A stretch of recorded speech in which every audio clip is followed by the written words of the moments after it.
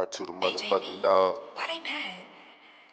Hey, yo, I ain't Pluto, even feeling like you going doing this brazy? shit. Ah. But let's get it. Yeah. It's probably the realest shit I ever wrote. BLP Red Dog 1. The O is for the 16 ounces that's in a whole pound. They really out here feeling my music. Shout out the whole town. K is for the killers I know who keep the 4 pound. You give an inch, we taking them out like it was fourth down. The L is for the ladies for sure. I mean the real ones who out here working hard for they. What's up, world? What's up, YouTube? It's your boy R2, man, and we back with another banger. You know what I'm saying? So grab your popcorn, get your cold drink, and while you at it, go on down there and hit that like button, man, and make sure you tap that subscribe button, and then go on over there and hit that bell. So when I drop these, you know what I mean? When I drop these stories, man, you be one of the first ones to lay your eyes on it. You know what I'm talking about? Yeah. Today, man, is a very special story, man, about a very special person to me. You know what I'm saying? Where it all started, you know what I'm saying, where I get my name from, you know what I'm saying, where I got the game from, you know what I'm saying, Reginald Dion Lee, you know what I'm saying, better known as, Big Red Dog, you know what I'm saying, OG Red Dog 1, Broadway Park Gangster, you know what I'm saying. Yeah, man, so Reggie, man, that was like the best friend I ever had, you know what I'm saying. I met Reggie, man, about when I was about 8 years old, so it was probably about, I say, let's say about 1996. And Reggie had an aura about him, man. He was a very special person, you know what I'm saying? At the time, man, he was about 20 years old. And it's crazy. I met him like this, because he was, courting my mother, you know what I'm saying? For whatever reason, my mother, who was 30 at the time, I think they 10 years apart, you know what I'm saying? She took a liking to this dude, man. It was just something about him, you know what I'm saying?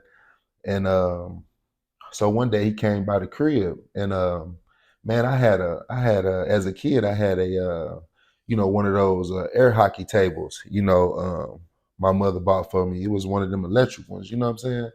Um, to where it really got cold, and the puck used to slide across. And I'm an only child. You know what I'm saying? So I did a lot of playing by myself. Or outside with friends. You dig what I'm saying? And yeah, man, I remember this day, very vividly, man. I'll never forget it. I'm outside doing my Dougie, on the hockey table, the air hockey table, and this tall, slinky, wearing a pair of khakis, probably a slingshot, you know what I'm saying?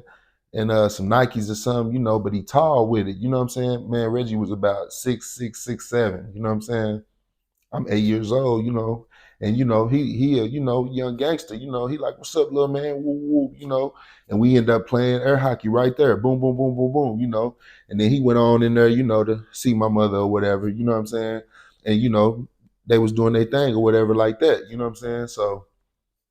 So it's about he starts seeing my mother or whatever, you know what I'm saying? So we end up moving to another set of apartments, at the time we was living in the colonnades. I don't know, if anybody is from around the city area, Oklahoma City, the north, you're gonna be familiar with the colonnades apartments, you know what I'm saying, right there on Britain and Broadway Extension, you know what I'm saying? So that's where we was at the time. Now we end up moving to Venice Lakes, you know what I'm saying? And she was still, seeing him at the time, you know what I'm saying? She was still seeing him, they were seeing each other because he would come around, you know what I'm saying? Now this is, he's walking, he's 20 at the time, you know what I'm saying? But he way ahead of his time, you know what I'm saying?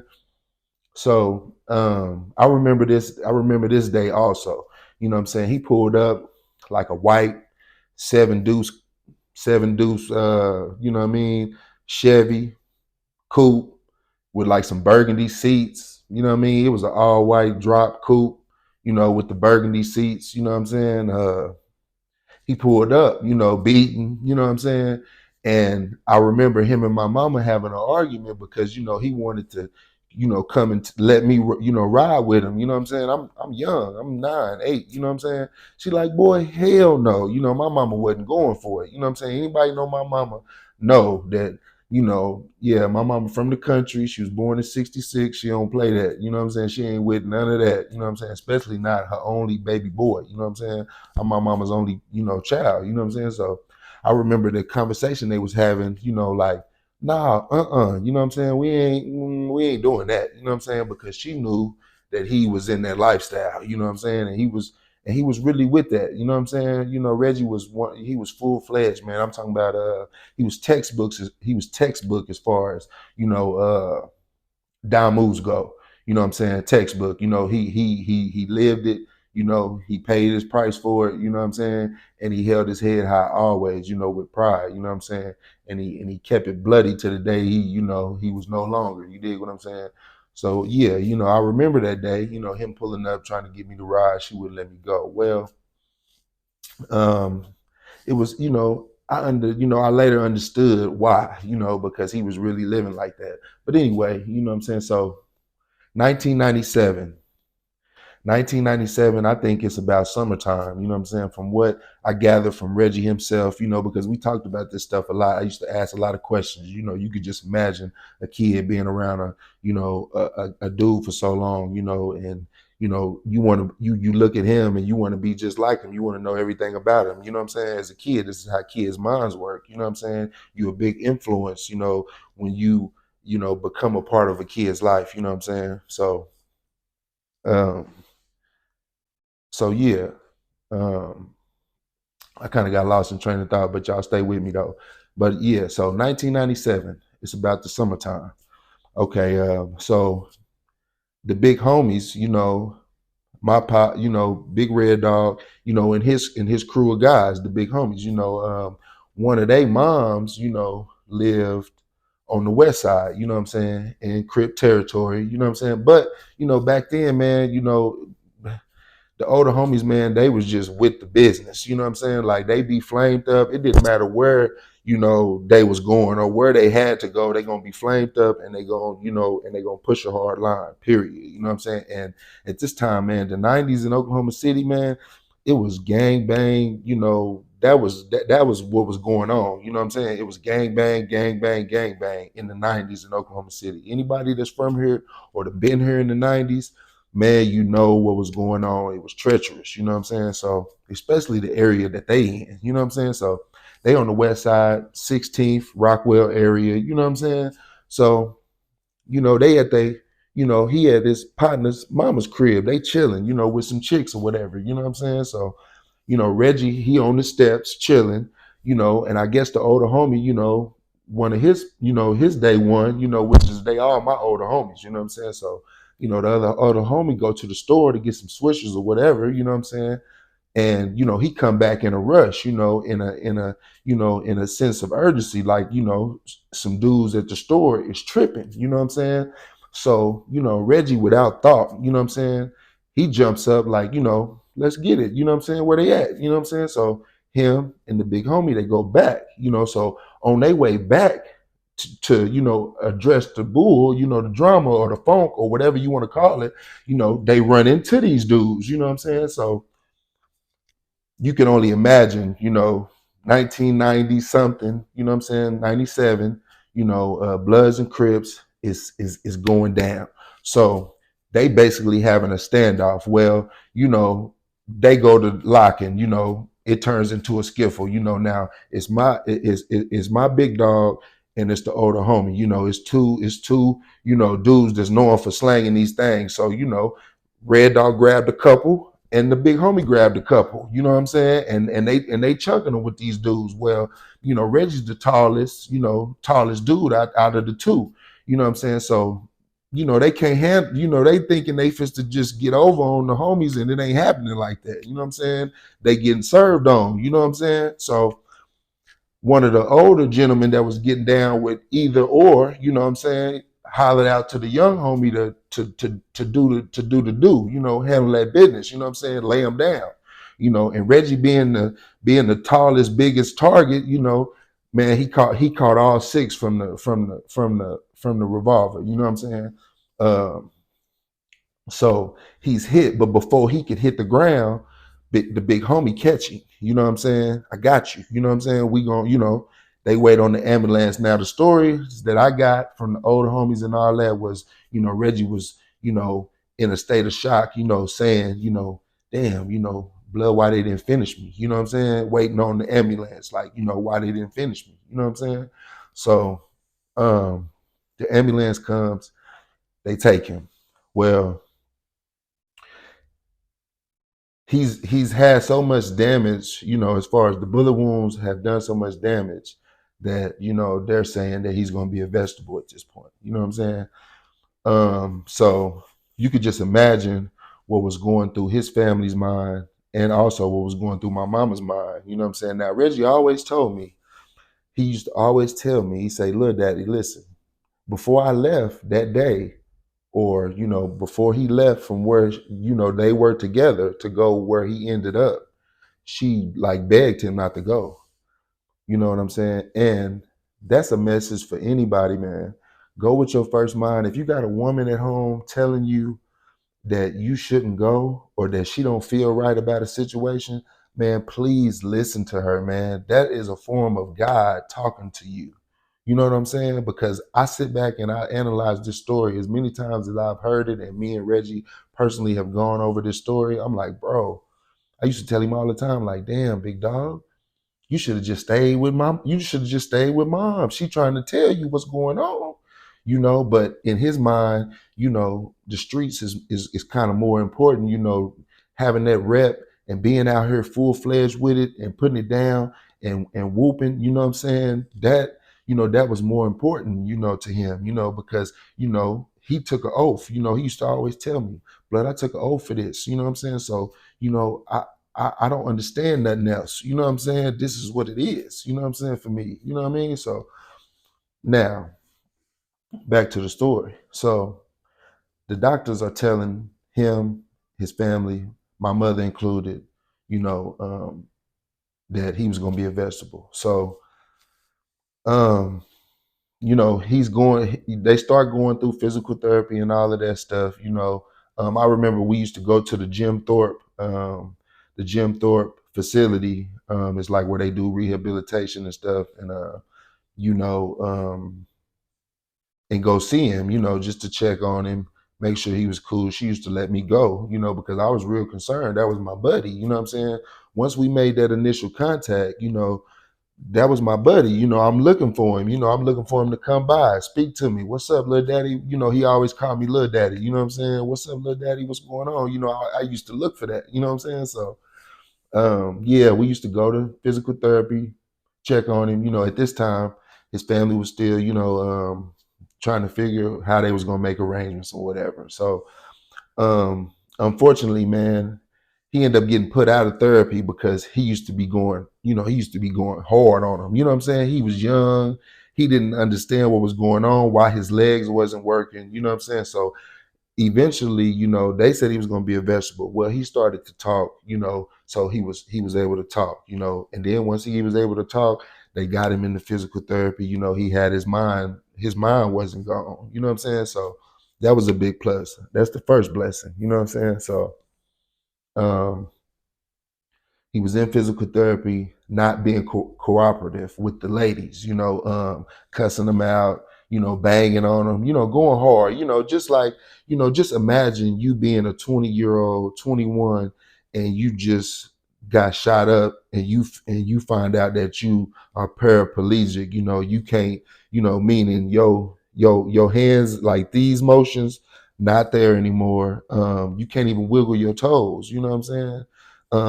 Your legs are just, they like, it's like they're not working. It's like you want to send them a signal to move, but they're not moving. You know what I'm saying? Just imagine going through that at 20 years old when you was just, out on the streets, doing what you wanted to do, getting it on, being who you are, you know what I'm saying? So just imagine that. So yeah, he ended up getting put out of the physical therapy. So eventually he was moved to a nursing home. My mother was still seeing him. They were still seeing each other. You know what I'm saying? They were still building their relationship. You know what I'm saying? So you got to remember, when he kind of got shot, they were still kind of, fresh dating, whatever. You know what I'm saying? So even my mother being there at this point, most people would have ran off and left you. You know what I'm saying? You in the streets thugging. You really out here living like that. You getting shot up by dudes and all that. You know what I'm saying? Now you paralyzed. You can't use your legs. You might not even be able to get your screw on. You know what I'm saying? So we don't know. You know what I'm saying? So any other woman, any average woman, she would have been gone. You know what I'm saying? Would have been gone. Salute my mother, man. She's a real woman. I love you to death, baby. If you ever see this, I love you to death. I ain't gonna say her name or none of that. We don't need none of that, but she know who she is. If she ever see this, I love you. You know what I'm saying? Thick and thin, you're a straight rider. Just know that. You know what I'm saying? But anyway, so they sent him to a nursing home. I think it was Heartland. If I'm not mistaken, Heartland. You know what I'm saying? And he got to the nursing home, he was doing cool there for a little bit. It was cool. I could tell he really didn't like it. We used to go see him. You know what I'm saying? And so it came to the point to where he was getting bed sores. He was getting bed sores, man. And my mama, she was not feeling that at all. You know what I'm saying? Her being the type of woman that she was and is, she was not feeling that at all. You know what I'm saying? So and we had some good times at the nursing home, but I could tell that he just wasn't really feeling it, because he used to talk noise, cuss him out. They all knew Reggie, that dude, man, don't go down there playing with him. You know what I'm saying? He's serious and he'd get on your top real quick. You know what I'm saying? Especially females, you know what I'm saying? He didn't show no mercy towards no female. You know what I'm saying? This dude was the most player. He had a mouthpiece on him, man. When God took his legs, they gave him a mouthpiece, man. But I'm gonna tell you all about that a little more. Let's stick on point with the story. So, nursing home. So it comes to a point where he's getting these bed sores. Now, my mama, she ain't digging it. You know what I'm saying? She a real woman. She ain't feeling that, y'all. And we black folks, we ain't going for none of that. You know what I'm saying? We ain't going for none of that, y'all. You know what I'm saying? So my mother made accommodations, and they decided to make their relationship official, and she brought him home with us. You know what I'm saying? She brought him home with us. You know what I'm saying? So this is where me and this dude, man, I'm talking about, we get as close, and I got chills up my body right now. We get as close as anybody can get as far as father and son without this being my daddy. Now, this ain't my daddy. You know what I'm saying? I got my own daddy. And me and my daddy, we always been cool. But see, Reggie was there when, my dad might not necessarily had the time to be there, or his mind wasn't right mentally to be there the way he, should have. And I don't hold that against him. You know what I'm saying? But, one thing I do press the issue on, Reggie is my dog, always going to be my dog, will never, never downplay my relationship with Reggie, aka Big Red Dog OG1, for nobody. You know what I'm saying? For nobody. You know what I'm saying? Never. You know what I'm saying? Anyway, so with that being said, man, me and Reggie, we became the best of friends, bro. You know what I'm saying? Now, Reggie was paralyzed, bro, but he was paralyzed, but he was such a an amazing person, man. This dude, he was super smart, taught me everything about the streets that I needed to know from a wheelchair. You know what I'm saying? He had a catheter bag, you know what I'm saying? I used to have to change his bag sometimes. I done wiped his ass, washed his nuts, put deodorant on him, brushed his teeth for him, you know what I'm saying? All that, you know what I'm saying? This is my dog, you know what I'm saying? I do it again, you know what I'm saying? And again and again and again. But God blessed him to be able to, at least learn how to do certain stuff on his own. He used to flick the lighter by himself. You know what I'm saying? He'll be laying in the bed all day, just chilling, you know what I'm saying? Watching movies, pushing the remote, you know what I'm saying? All he used to want to make sure is if he got a bottle of water and some Big Rits, you know what I'm saying? Everybody that know Reggie know he got to have some bigs and he got to have a bottle of water, you know what I'm saying? And when we out moving around in traffic, you know what I'm saying? We gonna be in his whips. He had whips, you know what I'm saying? Suburban on Foes, you know what I'm saying? Cadillac on Dubs, you know what I'm saying? Wet paint, you know what I'm saying? Candy, white, red guts, you know what I'm saying? Yeah, beating out of control. Yeah, he couldn't get him and drive him physically, but he learned how to get his money on. he learned how to, get his mojo back, because it was a time, he used to tell me this all the time. He's like, man, I love your mama forever because she brought me back to life. He was like, it was a time where, I was dead broke and I was depressed, just, depressed in a funk. Your mama went to the bank and took out the money that she had in there and gave it to me and told me, man, here, if this is what you want to do, you want to live the street life here, take this money, go get you a quarter piece or whatever, or 4.5, whatever you need to go get to where you could be yourself again. You know what I'm saying? She put that juice back in my nigga. You know what I'm saying? What a real woman's supposed to do when you get down on your luck like that, man. You know what I'm saying? And he was depressed because his legs was not working no more. You know what I'm saying? You can just imagine that. Going from being the big dog on the street, known for socking niggas out, whooping niggas, you know what I'm saying? Known for doing all this in the streets, you know what I'm saying? Known for getting it on, no ringtone, just all out, full-fledged with the business, textbook, you know what I'm talking about? All that, to now you got to learn how to readjust to life and do things a little differently. You know what I'm saying? But see, I loved him so much as a youngster. I wanted to be able to walk for him. You know what I'm saying? The stuff that he couldn't do, I wanted to get in the streets and do it for him. That's how I end up being Little Red Dog. And it was a time, he used to tell me, man, I never give you my name in this. You know what I'm saying? Little Daddy, this ain't for you. He used to tell me that. But the more he told me that, the more I got in the streets and made him hear my name. The more I got out in the streets and got active and made him hear my name, to where you got to acknowledge me as Little Red Dog. You got to, and we finally came to that point to where he was like, listen, man, I can't stop. I did right by you, because he never approved me of doing nothing wrong. Let's state that for the record. He never liked it. He always had a problem with it. He was always like, man, your mama, if she, when she find out about it, man, she gonna come holler at me about it. She gonna be on my ass about it. You know what I'm saying? And that's just the kind of dude that he was, man. He was a real dude. Man, this dude, he had an electric wheelchair. So he used to get his hair done up. I'm talking about fresh, press, his hair was down to his ass, man. You know what I'm saying? Everybody know he gonna have long fingernails, long hair.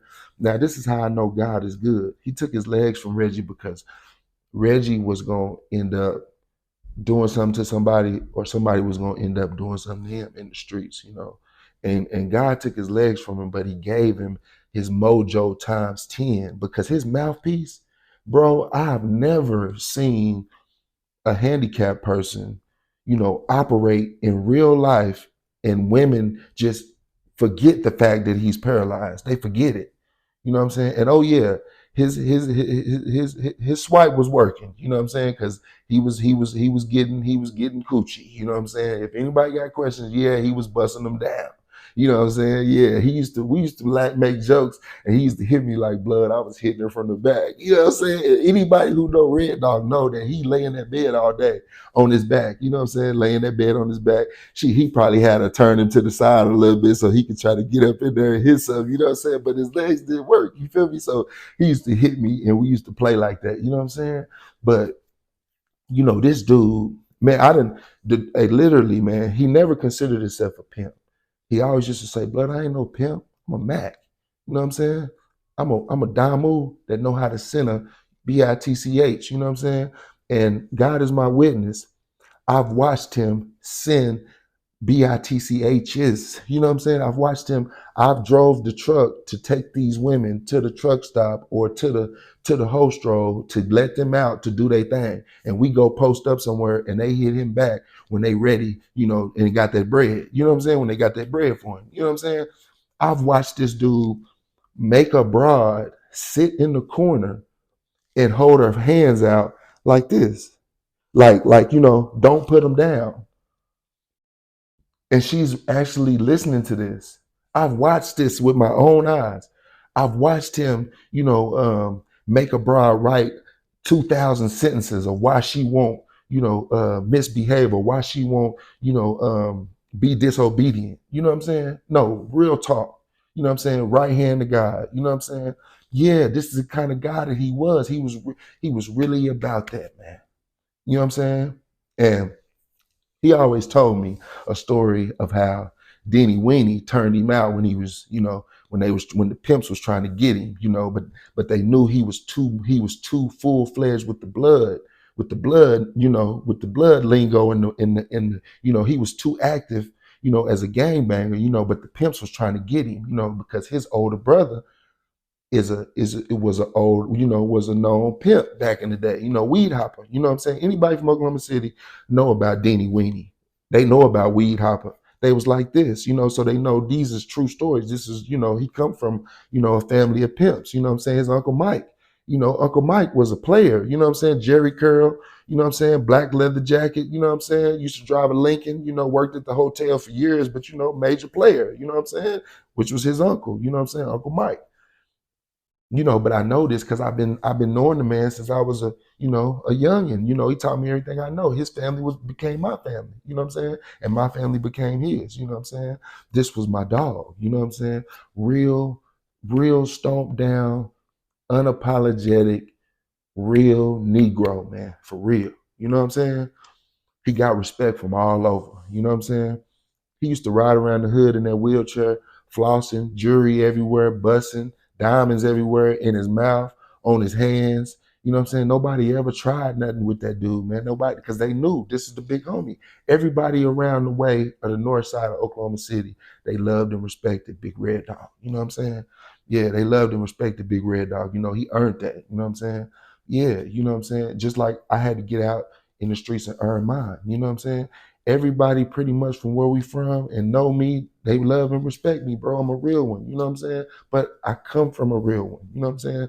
My mannerisms, my speech patterns, my whooping, come from a real one, you know what I'm saying? I was really cut from the cloth, molded, from a real one, and they threw away the mold, after me. They threw this red dog shit, the mold to this red dog,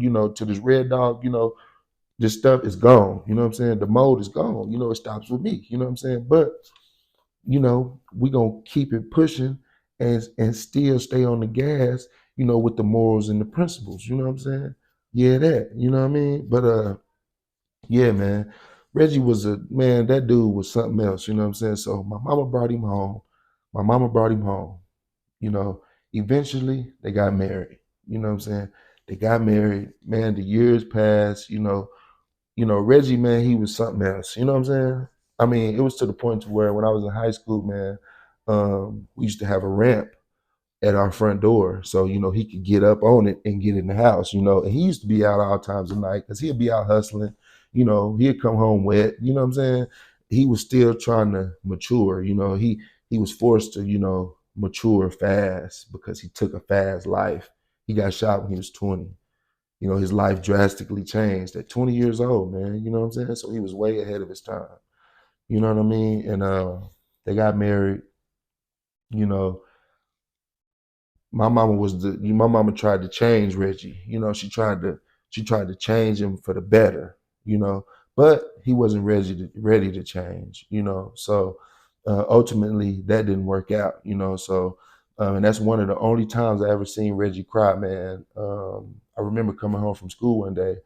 And he was sitting in the garage talking to my mama. They was out there chilling, but when I walked up, it kind of got quiet, and Reggie, my mama kind of went in the house and Reggie was like, let me talk to you, and he let me know what was going on. But, at that time, man, I was freaking ninth grade. I'm 14.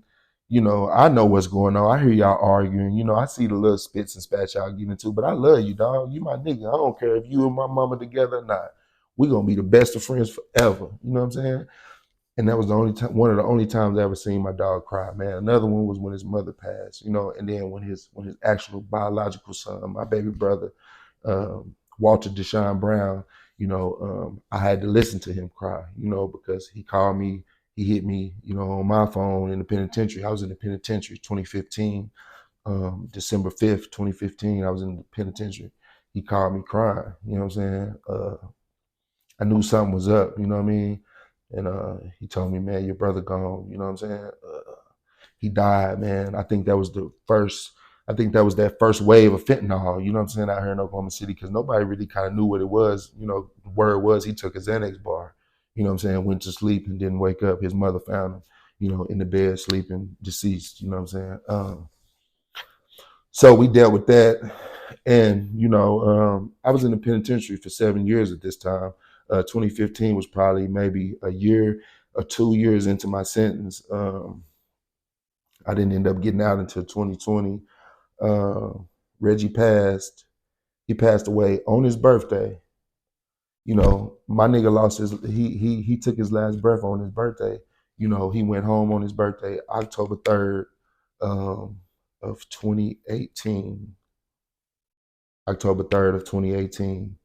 I think he died of heartbreak, man. His sister, first it was his mother, years later, then his sister, first his son, then his sister. And then, man, he died from heartbreak, bro. You know what I mean? They say it was cardiac arrest. But he just died from heartache, man. And I had to get that. I got that news while I was in the penitentiary, man. Anybody who know me or be around me, where I come from, what I represent. They know me, they know who my big homie is, my big dog, my pops, they know who he is because I talk about him so much, and they heard about him on the streets, or, he been messing with one of their aunties or their mama or something like that. So they know who he is, you know what I'm saying? And so it's early morning on the yard. Somebody come wake me up. Hey, Red Dog, man, you might want to call home, bro. I'm like, what? So instantly, I'm like, let me call Big Dog. It's his birthday too. I'm like, let me call Big Dog. His phone is being weird. You know what I'm saying? So, um, yeah, his phone is being weird. So I call my wife. Boom. I'm like, what's up? She crying. You know what I'm saying? And she tell me the news. You know what I mean? I cry like a baby, bro. You know what I'm saying? I don't really cry when people die, man, because to me, man, death is, it's just a part of life. But man, when God took Big Red Dog away from me, man, it broke me down. You know what I mean? We had so many plans, man, to do when I got out. You know what I'm saying? Like, man, we kept in contact. You feel me?